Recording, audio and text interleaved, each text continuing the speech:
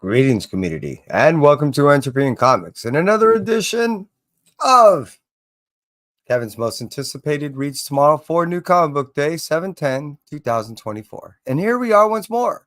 It's going to be a Wednesday just over on that yonder hill.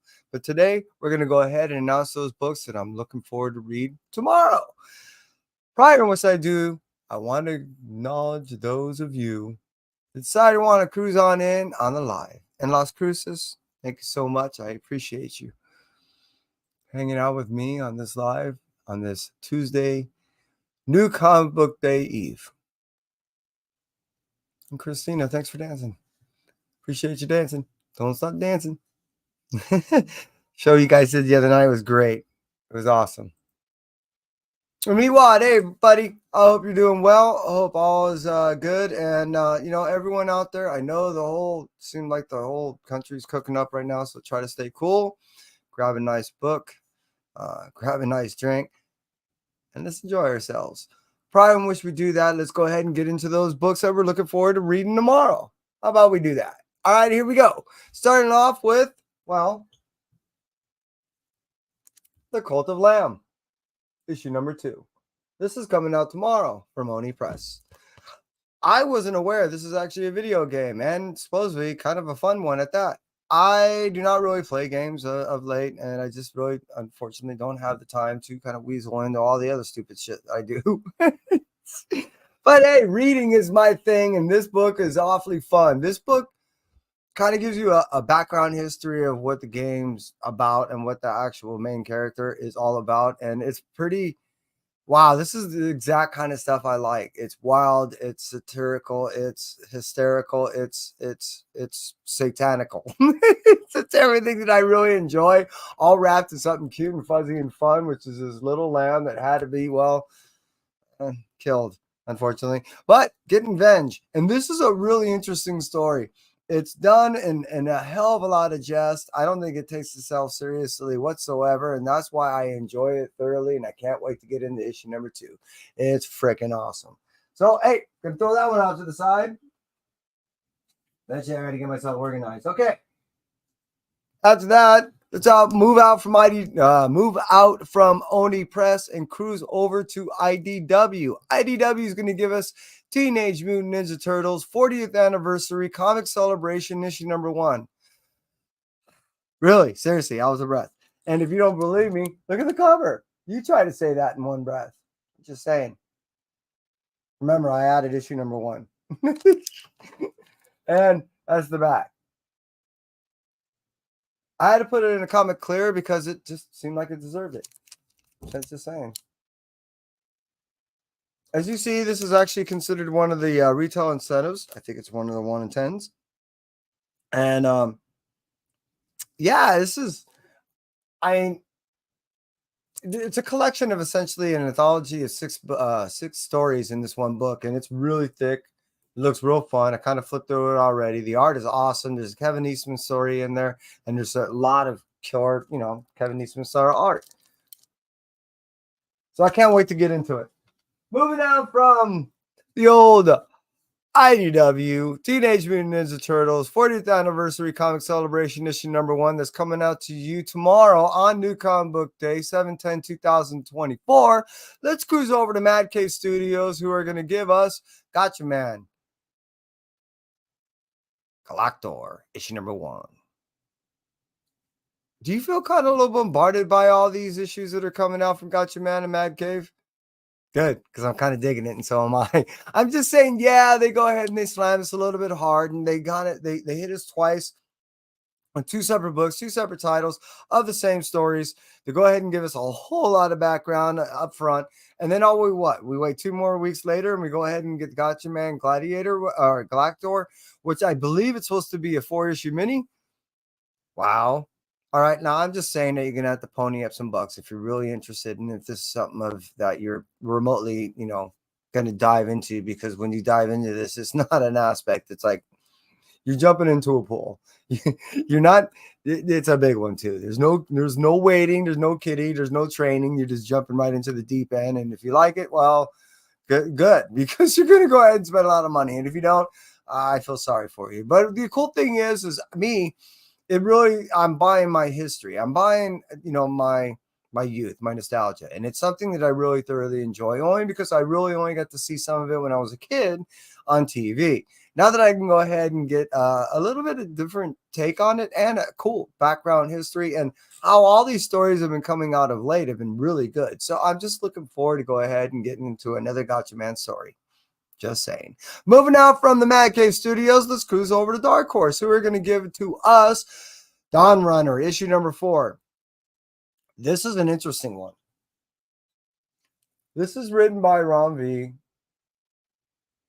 and it's in my opinion not much like anything he's really written before. This really, it's asking a lot of the reader to go ahead and process and say, look, I'm going to try to go ahead and be as passive as I can, but really like I said, process what's going on.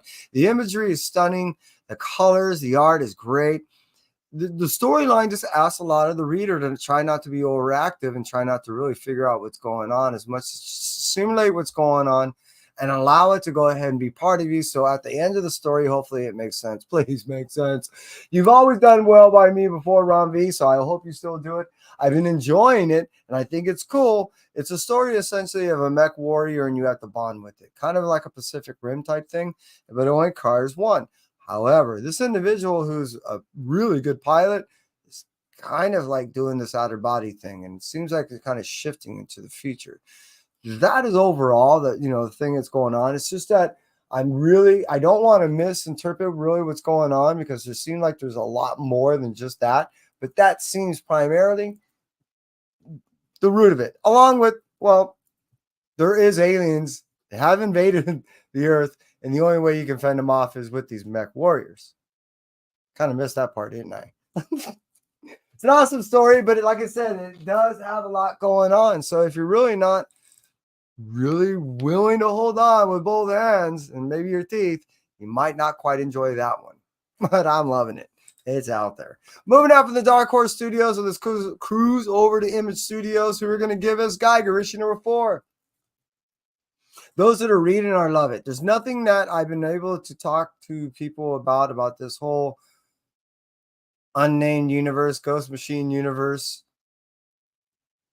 that people hate. Everyone is enjoying it to the point that it seems like they just can't do no wrong. And I have to agree. The writing is great. The storylines are impeccable. I can't wait till these things tie together in some way. I'm really enjoying the art, and it really does reflect what's transpiring in these stories. And I really do feel like there's a connection between the artists and the writers and all these books that have been coming out. The beauty is that we're getting a continuity per se of writers and artists, and there's only subtle changes. Maybe one colorist might go out, or it seems like the subtle changes between the books are what allowing all these books that, like I said, to have some form of continuity. So even though that they've yet to really directly link, it seems that you're already seeing some of the interweaving of how not only it can, but the beauty on how they're definitely keeping the palette within range to kind of reflect other things that are going on. It's just something I think that I'm pulling out. I don't know if it's my imagination, but it does seem like it's there. I'm just saying I'm enjoying this Geiger run, along with everything else of this whole unnamed universe. I'm just also noticing certain patterns, and I think I'm been able to pull some out. But Geiger issue number 4 is up there for me, and I'm a little bit behind in my books, but I'm just saying I can't wait to get into that one. Moving out from Geiger, we're going to talk about Transformers issue number 10. This is the other universe, an image that I'm really enjoying. Of the 3 that is out there, which is the whole Radiant universe, and then there's Geiger, which is the whole unnamed, and now with the Energon universe. These are the 3 that in my opinion, that are kind of out there. I also really do love the Miller stuff, and when it gets kind of on a regular run again, we'll talk about that one in a little bit later. But that's the only unfortunate thing is the whole Miller universe is just inconsistent. So back to what we're talking about. Transformers issue number 10 coming out 7/10/2024. It's up there for me because it also jumps off from where 9 landed. And what I mean by that, of course, the numbers after, is that 9 was a significant aspect in the storyline of Transformers. It was, in my opinion, part of the new arc that's happening, or phase per se and what's going on in the Center John universe, because we had Scarlet and we have other stories that are going on, launching off, and the other miniseries that have ended. That's where, again, Transformers come in on issue 9, is it also signified that aspect of where it ended. Number 10 kind of starts off with a new beginning along with this new miniseries of books. That's why I can't wait to jump on this, because of the ones that are consistent runs, which is Transformers and I'm not going to get into the other ones. Anyway, I'm drifting off again. This is one of my most enjoyable ones. The Transformers is one of my most enjoyable, consistent, ongoing runs of the Energon universe. And I believe it is, to me, the most significant, because it seems like it's the most powerful and everything kind of revolves around it. Even though we know G.I. Joe and all the other stuff, we believe, in my opinion, that it just seems like, because of Void Rivals, that this was the one that was really, everyone was chomping on the bit for. Transformers, and everything kind of supports it. All right, maybe it's just me. I'm loving it. Again, Transformers issue number 10 coming out tomorrow, 7/10/2004. As the Image Universe cruising over to DC. DC is going to give us Sinister Sons issue number 6. This ends it. And for someone like me that tries to enjoy most all stories, this one was a little bit laborious. It took a little bit out of me to try to make it through it. I had to admit that there was times that I was just kind of skimming, and I had to re-go back over it because I really thoroughly wasn't enjoying it. There was not a lot of substance that I thought was awesome. It was just a matter of, at times, it seemed like this could have been done in 4 and probably been a lot better. Yeah, that's really what it boiled down to. This was a decent story. And it was kind of cool to introduce these characters and some other characters that supported the story in itself. But making it 6 just tried my patience. I believe that's really was. The art was there, the colors were there, the interaction was there. It was relatively written there. It's just that too much substance for not enough substance. It's like choking on fat. I'm just saying. So it was okay. It was all right. I like to see what will transpire with these characters down the road. I want to see how they're going to be utilized down the road. And if not, then really, ouch. But Sinister Sons, I'm just saying, I am overall looking forward to finishing it, if nothing else. So Sinister Sons 6, coming out 7/10/2024, is up there, but it's going to be down there on the list that I'm giving you today. All right, moving on from that, we're going to talk about Primer. Clashing Colors. I can't believe that. I couldn't read my own writing. Let's try that again. Primer, Clashing Colors. The cool thing about this story, which is an all-age kind of, younger adult type book, it started out as a trade that caught popularity and decided to chop it up and throw it in floppies. I never thought I was going to buy this thing. I really thought after I was going to buy it, I was just going to give it away. That ain't happening. I really do enjoy this story. And now that she's getting her own real superhero outfit because of how it ended from the other, and I didn't realize it was starting up so soon. I haven't had an ability to go ahead and pre-order this stuff. I'm like last minute, the only one getting this stuff. Seriously. But I'm looking forward to reading this all the time. This girl, you know what she reminds me of? Kind of a Bailey Briggs, but on the DC side. She uses spray cans as her superhero strength. She can only use up to 3 colors. It allows her to go ahead and do things that regular people can't. She's mortal. She's looking for a good home. Her dad's a deadbeat. He's in prison. Her adopted parents are scientists. She kind of mistakenly just kind of slipped into the safe and accidentally opened it and kind of got into some. All I'm saying is that she's a superhero by accident. Aren't they all? But it's cool. And now she's adopted and it's all good. So this is the first chance we get to see her with her new outfit, and this is how she's going to be from here on in. I hope they utilize her a lot in the DC universe. These are the characters that I thoroughly enjoy. In my opinion, DC needs to go ahead and shake off some of the go ahead and grime of that dingy black stuff, that we call Black Batman and Joker, and these stories are always just repetitively told or slightly just rewashed and given to us again. And the beauty about stories about Monkey Prince and Primer and things like that, even Sinister Sons, is we're going to get something that's a little bit different. We're not just rinse and repeating things that we've been doing for the past 2 generations.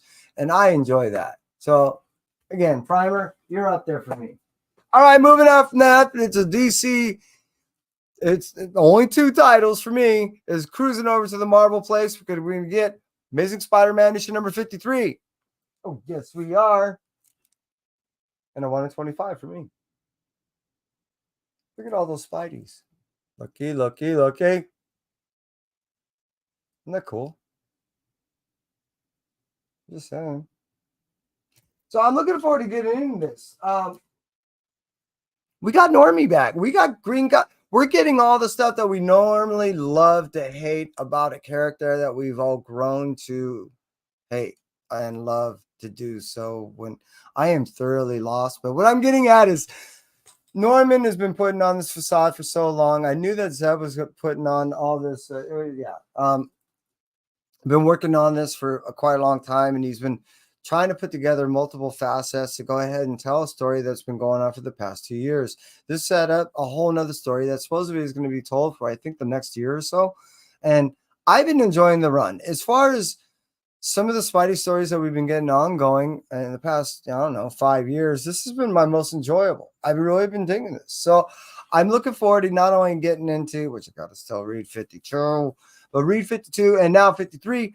I'm digging it. I'm really liking the direction and where this is going. And this is exactly where I was hoping it would. So look, again, Amazing Spider-Man issue number 53 is way up there for me. And it just kind of missed out on being my blue light special. Moving on from that, we're going to go ahead and talk about Ghost Rider Final Vengeance issue number 5. Here we are, ending it here. And the beauty about this story really is not much in the sense of it being a story to be told, as much as it's a story, in my opinion, that is setting up what's going to end up happening come toward the end of the summer. We're going to get, don't want to run it, we're going to get a character that we haven't seen in quite some time. And the beauty also about this is we're essentially, with the Hood being here, only recruiting more writers. What we're going to end up seeing coming the end of the summer is a nice, cool little war, aside from the Venom one, that we're going to end up having with Ghost Riders and another character.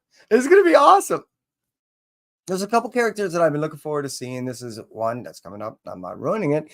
That I can't wait. So look, this has been a cool story that I really didn't think would ever happen. Who would ever guess the Hood? Really? I ended up having to go out and recently, meaning like last year, buying this, knowing that this was going to end up happening, this whole storyline. And luckily I got it before it got too expensive. And I'm glad I did, because knowing a little bit of background history on this character allowed me to truly appreciate what they did with this character in this run. So what I am talking about right now is Ghost Rider Final Vengeance issue number 5.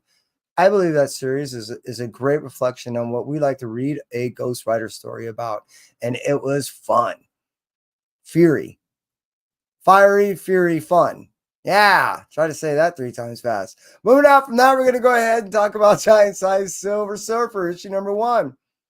Really, this is a comprised of a couple stories in which that I don't own. And I really just kind of want to get it for that. It doesn't have to do anything with the Infinity thing, which initially I thought it did. But it is stories in which, like I said, I've never read. So I'm going to go ahead and grab that. And really, that's the only reason why I'm doing it. I've only become a recent Silver Surfer fan, so I'm reading it because of that. I'm just saying. And before I get any more stories or any more books, I want to still acknowledge those that decided to cruise on in. Ben, I appreciate you. Yeah, okay. Carlito, look at how you do, bro. Hope all is well. And we're going to move it out from there. All right. Hulk, Blood on issue number 1. Yeah. Some of the vampires have been feeding on the Hulk when he was Bruce Banner in our Blood Hunt storyline. They end up hulking out, and boy, did their appetites did too. When they end up meeting the Royal Hulk, well, yeah, they end up meeting the Royal Hulk. I'm just saying. And this Blood Hunt run has been just freaking awesome. So the fact that we're going to go ahead and get this little offshoot with just a Hulk on the Blood Hunt of its own, I'm more and thoroughly enjoying. We've been getting this heavily, how should I say, caring and loving and empathizing and sympathizing Hulk for the past 4 or 5 issues on his normal run. So to go ahead and get one that all it wants to do is rip vampires apart, that's a Hulk I dig. Green goo is going all over the place, and a little bit of blood here and there. It just makes it fun everywhere. So I'm just saying that's why Hulk Blood Hunt issue number 1 is up there for me. Moving out from that, we're going to go ahead and talk about Spider Boy issue number 9. We're going to get a debut of a character that we've not seen in the Marvel Universe under our present little 616 place. And what we're going to end up seeing is we're going to end up seeing a character that's going to go ahead, from my understanding, I've yet to jump in here. I almost flipped through it, but then I would end up truly ruining the true Blue Light Special. So I wasn't about to do that. And yeah, we're going to end up getting a character that we have seen before, but we've not seen before in our universe. So it's all just little stuff to go ahead and tease and like almost like a clickbaity thing and comic form. But the cool thing is hey, I'm a Spider-Boy fan, like you didn't know. And I can't wait to get into this, like you probably still didn't know. But I am going to wait until, I have to go ahead and get through my other books. Plus, my Blue Light Special is my Blue Light Special. It is my most anticipated read. And I've never really started organizing my books before, I am kind of now doing so. And yes, I'm putting in order of my most anticipated reads.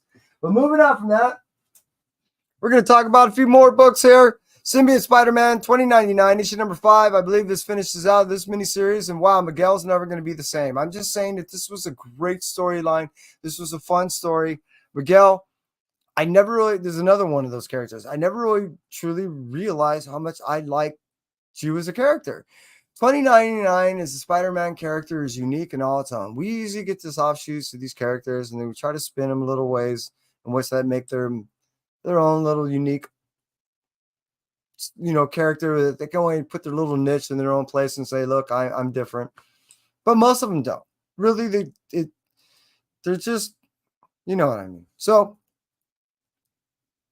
Miguel being vampiric, speaking of which, and being now having aspects of his genetic code again tweaked into a way that he's just, yeah, it's pretty cool. And we also see characters that, which, whenever you get into a 2099 universe, you thoroughly enjoy how each interpretation of the artist and writer go ahead and get to play.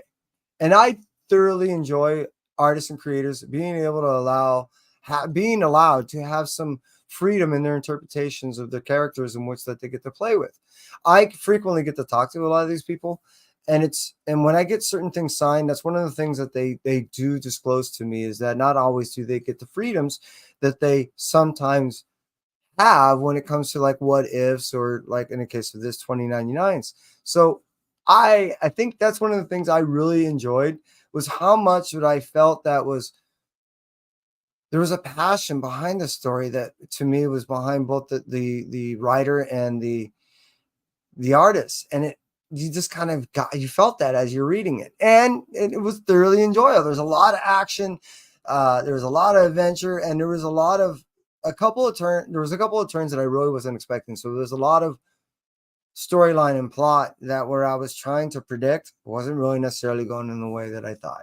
So that, if nothing else, allowed me to enjoy it that much more. Moving up now, let's go ahead and talk about Ultimates, issue number 2. Well, Ultimates issue number 1 did do what a lot of people expected, and it did go ahead and give us some understanding of what's supposed to transpire in this whole massive universe that's being presented to us in these aspects that we've been able to see in the Ultimate X-Men, Black Panther, Spider-Man, so forth, in which that we've been able to get these small introductions of characters that we've known, but are going ahead and giving these tweaked versions in these Ultimate Universe. Issue number 2 is going to go ahead and I think knock a lot of people's socks off of the people that are reading this Ultimate stuff. There's some cool things that are in there that I know is supposed to happen, and I'm looking forward to getting into this. This is probably ranked around number 4 on my list of the most anticipated for me, because I know how much this is supposed to support this Ultimate Universe. And I kind of like how this is going. It's killing me like all these other things are, as far as these multiple books that you have to buy to go ahead and get a good understanding of the universe in which that resides that you're reading in. No, you don't have to read it all, but damn it, when you do, you really feel like you're missing out on some cool stories. And sometimes, in the case of like the Ultimates, you definitely are. Moving out from the Ultimates, issue number 2, coming out in 7/10/2024 to talk about Wolverine Blood Hunt, issue number 3. Yes, another Blood Hunt story, and Wolverine and No Obsession has been actually one of the better ones. Wolverine is just, he's doing not only his Wolverine thing, but he actually has some understanding of some of the people that are really behind all this shit, and he's taking care of it. It's really been interesting how they've been able to interweave this character, and it seems like he's considered one of the lower characters as far as the pinnacle characters that are, you know, presiding in this, because we already know Bree is one of the main ones and Drac is one of the main ones, and of course Blade.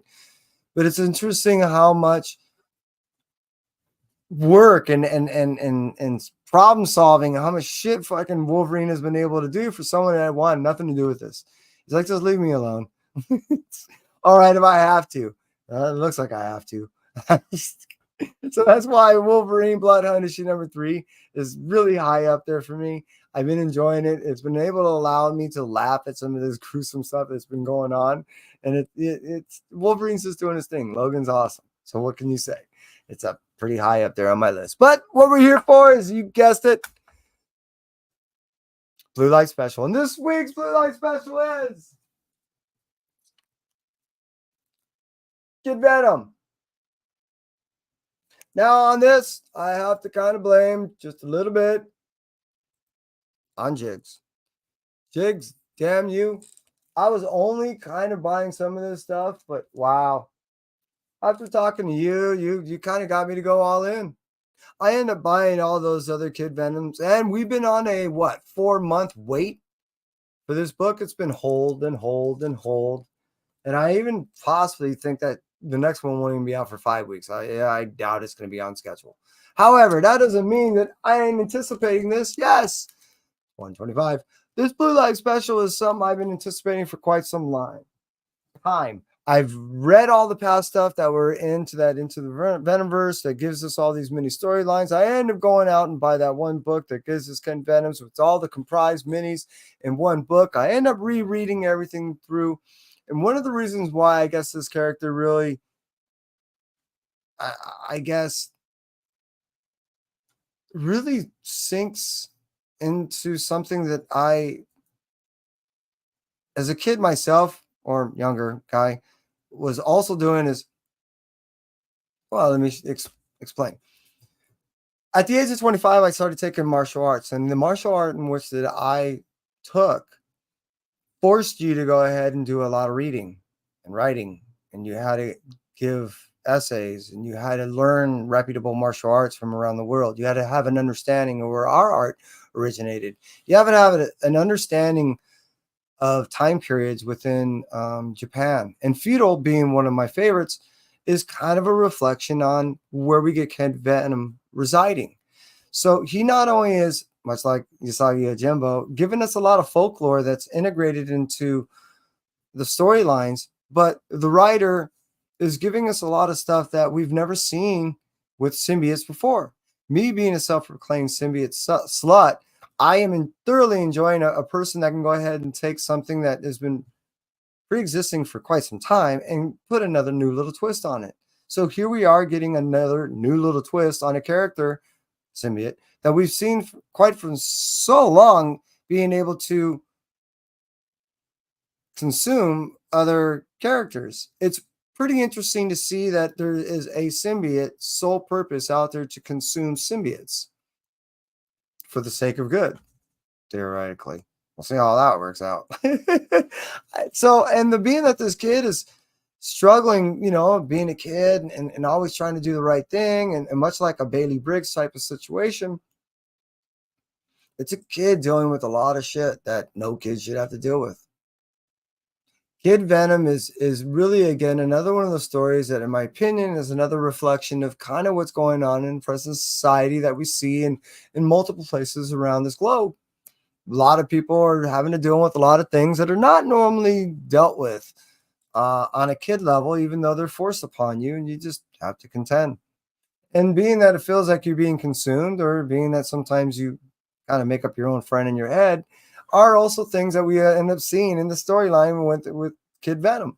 The beauty is it's a semblance. It's understanding a storyline is really tempered in a lot of philosophy, and you can see how all this aggression and all this angst and all this violence, there's meaning.